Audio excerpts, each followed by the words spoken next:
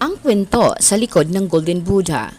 Ang controversial na Golden Buddha ay nahukay ni Rogelio Rojas at ng kanyang mga kasamahan sa lugar na ngayon ay kinatatayuan ng Baguio General Hospital noong 1971. Sinasabing kabilang ito sa mga ibinaong yaman ni General Tomoyoki Yamashita na namuno sa Japanese Imperial Army sa bansa noong 1944.